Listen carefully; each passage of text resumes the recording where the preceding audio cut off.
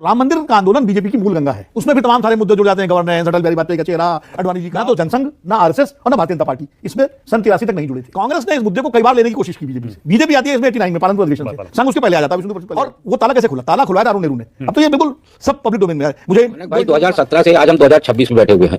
हमें एक भी दिन बताइए जब आपको योगी जी नरम दिखे। राजीव गांधी जी ने ताला खुलवाया।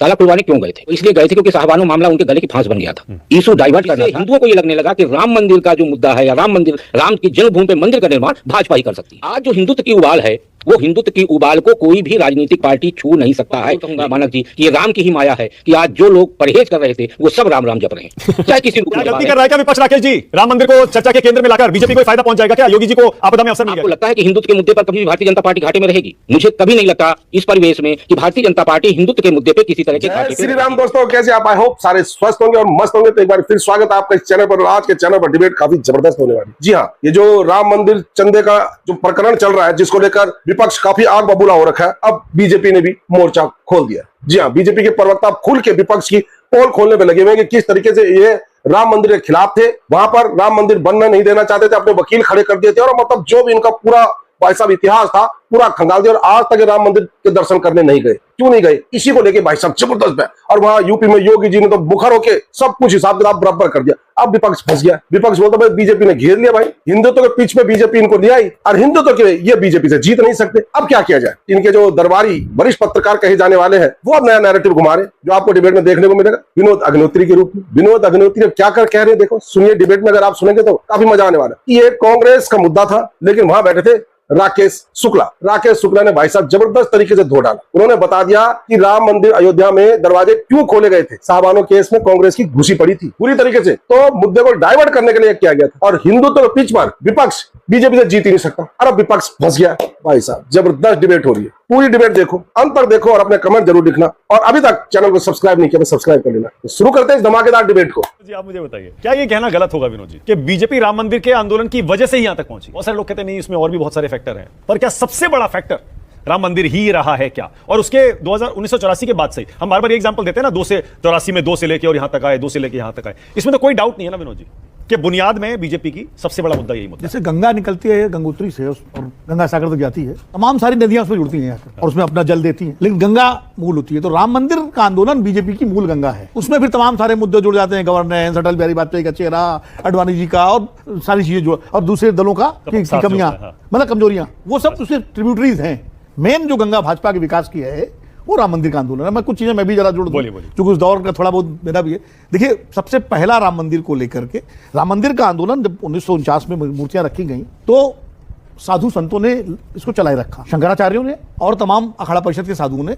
ना तो जनसंघ, ना आरएसएस और ना भारतीय जनता पार्टी इसमें सन 83 तक नहीं जुड़े थे। 1983 में पहली बार मुजफ्फरनगर में राम मंदिर आंदोलन को लेकर के बड़ी जनसभा हुई, जिसमें करीब 1 लाख लोग शामिल हुए। और उसके आयोजकों में विजय कौशल महाराज जी अभी भी हैं हम सबके बीच में। और उनसे, और उसमें विश्व हिंदू परिषद, उसके पहले विराट हिंदू परिषद का एक गठन हुआ था, वो कर्ण सिंह उसके अध्यक्ष थे, वो कांग्रेस के उससे हुआ था। विश्व हिंदू परिषद उसमें शामिल हुई और उसमें दाऊदयाल खन्ना चिट्ठी लेके गए इंदिरा गांधी की, कि इंदिरा गांधी की चिट्ठी लेके दाऊदयाल खन्ना जी गए, जो मुरादाबाद से विधायक थे और कांग्रेस के नेता थे। उन्होंने उस चिट्ठी पढ़ी। चिट्ठी में था कि इंदिरा गांधी का नैतिक समर्थन था उसको। उन्होंने कहा हम एक पॉलिटिकल पार्टी सरकार के नाते खुलकर नहीं आ सकते, लेकिन आप लोग इसको हमारा समर्थन है। और जो विजय जी कह रहे हैं कि 84 में जो रहे उसमें शामिल होना, बिल्कुल सही कह रहे हैं। वो उसकी बुनियाद वहां से पड़ी। कांग्रेस ने इस मुद्दे को कई बार लेने की कोशिश की बीजेपी से। बीजेपी आती है इसमें 89 में पालनपुर अधिवेशन से, संघ उसके पहले आ जाता है, विश्व हिंदू परिषद पहले आ जाती है। राजीव गांधी के टाइम में, जैसा कि शीतला सिंह जी ने अपनी किताब में लिखा है कि लगभग इसमें सहमति बन गई थी अशोक सिंघल जी और राजीव गांधी के बीच में कि मेक शिफ्ट टेक्नोलॉजी से इसको बाबरी मस्जिद को हटा के और जगह दे दी जाए। लेकिन उस पर बाला साहब देवरा जी नाराज हुए और उन्होंने कहा कि हमें तो राम मंदिर का आंदोलन करना है। राम के तो 800 मंदिर हैं इस देश में, हमें जो है, ये शीला सिंह की किताब में लिखा हुआ है, जो जन मोर्चा के वहाँ के प्रधान संपादक थे और उस पूरे आंदोलन जुड़े रहे थे बहुत। और उसके बाद ये चला रहा। राजीव गांधी के टाइम शिलान्यास हुआ, जब जो ताला खुलने की मैंने कवर किया, जब ताला खुला 1986 में खुला था, फरवरी की बात है। मैं उस वक्त लखनऊ से अयोध्या गया था और वहां पर जाकर के मेरे सामने ताला खुलने की घटना हुई थी। और वो ताला कैसे खुला? ताला खुलवाया था अरुण नेहरू ने। अब तो ये बिल्कुल सब पब्लिक डोमेन में है। मुझे 2 इंटरव्यू में माखनलाल पोतेदार ने और शिवशंकर जी ने बताया कि कैसे अरुण नेहरू ने ताला खुलवाया। अरुण नेहरू ने वीर बहादुर सिंह को कहा, वीर बहादुर सिंह आए जब ये सारा प्रकरण हो गया था शाबानो वाला, और ये हो गया था कि मुसलमान नाराज हैं, तो फैसला पलटा गया उसके और 86 में ताला खुला। और ताला खुलवाने में अरुण नेहरू की रणनीति ये थी कि हिंदू जो वोट है वो कंसोलिडेट हो जाए। जो पंजाब वाली समस्या के कारण जो 1900 इंदिरा गांधी की हत्या हुई 84 में, उससे पूरा वोट कांग्रेस को बहुत जबरदस्त मिला था। वो चाहते थे ये कंसोलिडेशन बना रहे, और ये कंसोलिडेशन रहे तो ताला खुला। वीर बहादुर सिंह हुआ, ताला क्यों खुला? ताला तो कोर्ट के आदेश से खुला था। तो हम लोग क्यों कहते हैं कांग्रेस ताला खुलवाया? कांग्रेस ताला इसलिए खुलवाया कांग्रेस सरकार ने कि अदालत ने पूछा डीएम और एसएसपी से कि भाई कानून व्यवस्था की समस्या तो नहीं होगी। डीएम एसएसपी जो हमेशा लिख देते थे इस मामले में कि हो सकती है, तो अदालत अपना फैसला बदल देती थी। उस दिन डीएम एसएसपी ने एफिडेविट दिया कि कोई व्यवस्था प्रॉब्लम नहीं होगी, ताला खुल गया। ताला खुलने के बाद फिर राजीव गांधी ने शिलान्यास करवाया 89 में, जब एनडी तिवारी चीफ मिनिस्टर थे, बूटा सिंह गृह मंत्री थे, बाद में मोदी जी ने शिलान्यास किया। वो जमीन वहां से दूरी पर दी गई। फिर नरसिम्हा राव ने, जब बाबरी मस्जिद गिर गई 6 दिसंबर 1992 को, तो नरसिम्हा राव ने चारों शंकराचार्यों को इकट्ठा किया। नरसिम्हा राव मिलने गए स्वामी स्वरूपानंद जी से, शंकराचार्य से बनारस में। स्वामी स्वरूपानंद जी जो लगातार लड़ रहे थे इस लड़ाई को, जो कोर्ट में भी लड़ रहे थे और सड़क पे भी लड़ रहे थे, अकेले शंकराचार्य थे तो जेल गए, कोई शंकराचार्य जेल नहीं गए। कोई जो पहले मुलायम सिंह यादव चीफ मिनिस्टर थे, उन्होंने गिरफ्तार किया मिर्जापुर के पास स्वरूपानंद जी को, और स्वरूपानंद जी से मिले नरसिम्हा राव जी गए तो स्वरूपानंद जी नाराज थे, उनसे मिले नहीं। बाद में चलते समय उन्होंने फूल का एक माला आशीर्वाद दे दी। और मिले क्यों नहीं? उन्होंने कहा कि हम नहीं चाहते थे कि वो इस तरह से गिरे और आपने गिरवा दिया, मतलब काफी नाराजगी थी उनकी। और बाद में फिर चारों शंकराचार्य दिल्ली आए।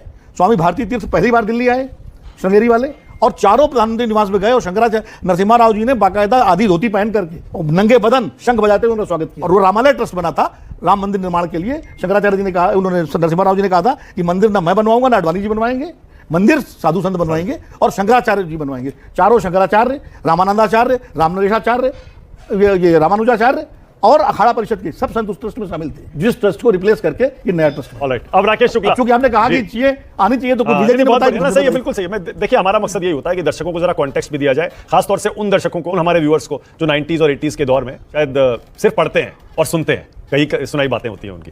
राकेश शुक्ला, राकेश जी अब मुझे जरा आज के कॉन्टेक्स्ट में समझाइए, आपको भी ऐसा लग रहा है? विजय जी कुछ कहना चाह रहे हैं? हाँ विजय जी बोलिए, क्या कह रहे हैं? केवल जोड़ रहा हूं विनोद जी की लाइन में कि 1989 का चुनाव प्रचार अभियान राजीव गांधी जी ने अयोध्या से शुरू किया। अब राकेश जी थोड़ा आज के कॉन्टेक्स्ट में मुझे समझाइए, जो मुझे महसूस हो रहा है कि आपको भी ऐसा लगा कि योगी जी जो अचानक अग्रेसिव हुए हैं राम मंदिर के मुद्दे पर, उनको ऐसा लग रहा है कि ये ब्लेसिंग इन डिस्गाइज हो गया, कि ये मुद्दा चोरी का आ गया, और वो विपक्ष जो राम मंदिर के मुद्दे पर चर्चा करने से भागता था, टीवी डिबेट में प्रवक्ता नहीं भेजता था, अब वो इस पर खुल के आ रहा है, यानी बीजेपी की पिच पर आ रहा है विपक्ष। क्या योगी जी को ऐसा लग रहा है? नेता दर्शन करने जा रहे हैं, हाँ उनकी पार्टी। राकेश जी, मानक भाई 2017 से आज हम 2026 में बैठे हुए हैं।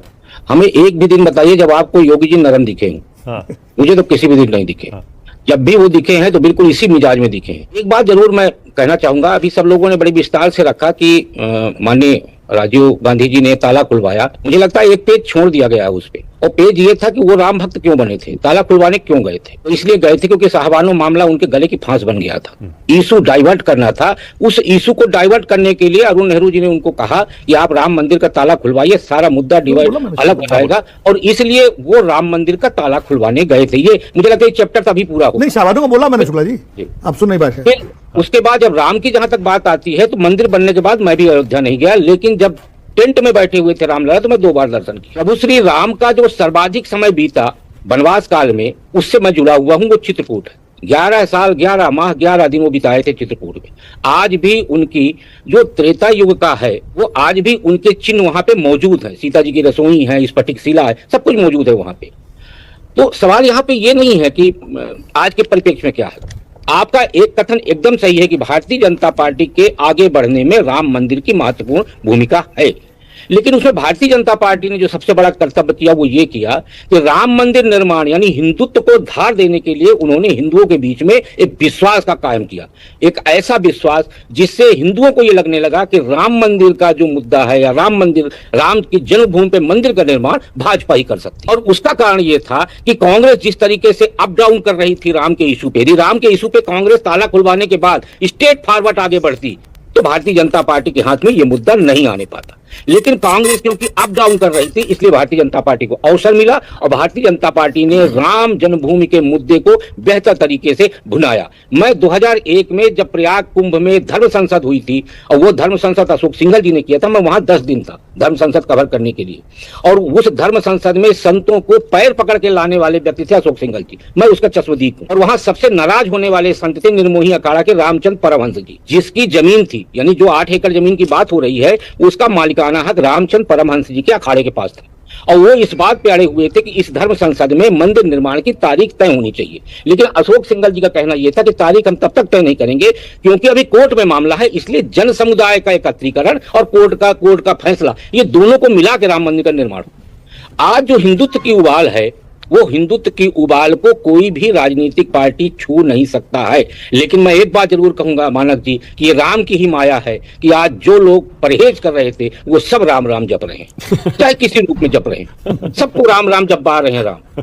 चाहे वो इच्छा से जपें या विरोध में जपें या समर्थन में जपें, लेकिन राम राम भगवान राम सबको क्या गलती कर रहा है क्या विपक्ष राकेश जी? राम मंदिर को चर्चा के केंद्र में लाकर बीजेपी को फायदा पहुंच जाएगा क्या? योगी जी को आपदा में अवसर मिल गया क्या? आपको लगता है कि हिंदुत्व के मुद्दे पर कभी भी भारतीय जनता पार्टी घाटे में रहेगी? मुझे कभी नहीं लगता इस परिवेश में कि भारतीय जनता पार्टी हिंदुत्व के मुद्दे पे किसी तरह के घाटे पे रहेगी। क्योंकि आज भी देश के जनमानस के मन में एक बात का तो विश्वास अभी भी अंकित है कि भारतीय जनता पार्टी हिंदुत्व के मुद्दे पर अडिग रहने वाली पार्टी है।